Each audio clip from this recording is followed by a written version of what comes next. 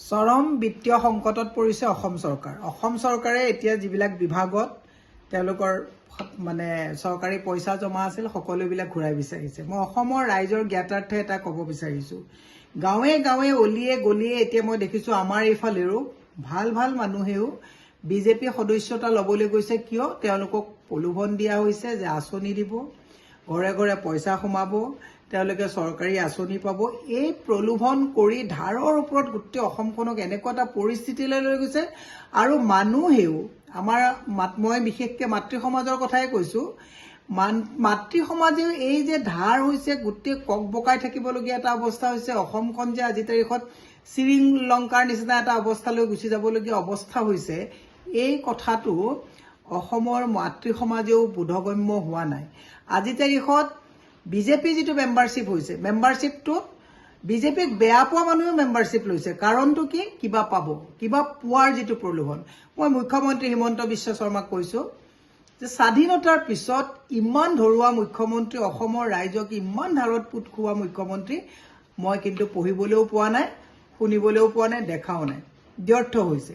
ইয়াৰ পৰা হাৰিয়ানাত গৈ আপুনি কৈছে 500 টকাত গেছৰ চিলিণ্ডাৰ দিব, ইমান মিছা।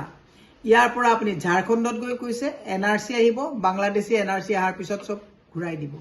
ইমান বাকী ফাকি মিছা প্ৰলোভনেৰে সময় নষ্ট কৰি অসমৰ ৰাইজক যে একদম বিত্তীয় সংকট অৱস্থা এটালৈকে। যোৱাকালি খবৰ এটা পালোঁ, JJMত যিমানবোৰ আমাৰ থলুৱা ঠিকাদাৰ আছে সকলোকে কামবিলাক য'ত যেনেকৈ আছে তাতে বন্ধ কৰিব দিছে। পানী পাইপ লগালে, বনাই থোৱা ৰাস্তাবিলাক খান্দি খান্দি নষ্ট কৰিলে, পানীটো ৰাইজে নাপালে, এতিয়া আধাত কাম বন্ধ কৰি থলুৱা ঠিকাদাৰবিলাক মোৰে চিনাকি কমেও 1 ডৰ্জন ঠিকাদাৰে কালি মোৰে কপালে হাত দি কৈছে যে বাইদেউ কি যে অৱস্থা হ'ল, এতিয়া আমি মানে কেনেকৈ কি কৰিম ভাবি পোৱা নাই। পাণ দোকান দিবলগীয়া এটা অৱস্থা। যোৱাকালি আৰু এজন ঠিকাদাৰে মোক ফোন কৰি পেলাই কৈছে যে বাইদেউ কেনেকৈ চলিম, গাড়ীখন লৈ পৰিয়ালটো পূজাত লৈ যোৱা কথা চিন্তা কৰিবলৈ মানে চিন্তা কৰিব নোৱাৰা এটা অৱস্থা হৈছোঁ। মোৰ মাতৃ সমাজলৈ বিনম্ৰভাৱে অনুৰোধ, ফ্ৰী খোৱাৰ যিটো প্ৰৱণতাত অসম চৰকাৰে ধাৰৰ ওপৰত ধাৰ লৈ গোটেই অসমখনক আজি বিত্তীয় সংকটৰ অৱস্থা এটালৈ লৈ গ'ল, অত্যন্ত দুৰ্ভাগ্যজনক কথা। সেয়ে মই মুখ্যমন্ত্ৰী হিমন্ত বিশ্ব শৰ্মাক কৈছোঁ, হাল এৰি শিয়াল বহুত খেদিলে, ৰাজধৰ্ম পালন কৰক।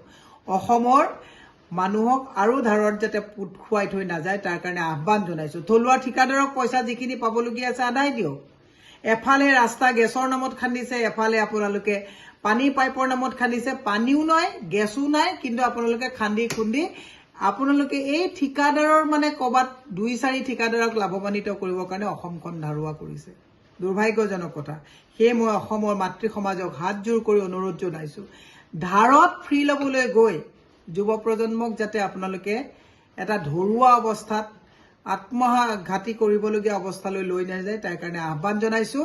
আৰু বিজেপি সদস্যতাৰ নামত যিটো প্ৰলোভন দিয়াৰ আৰম্ভ কৰিছে, হিমন্ত বিশ্ব শৰ্মাই খবৰ কাগজবিলাক পঢ়িব, হিমন্ত বিশ্ব শৰ্মাই চৰকাৰী বিভাগৰ কথাবিলাক পঢ়ি পেলাই অসমখন আৰু ধাৰত পুত নোযোৱাবৰ কাৰণে মই তেখেতক টানি আহ্বান জনাইছোঁ। ধন্যবাদ।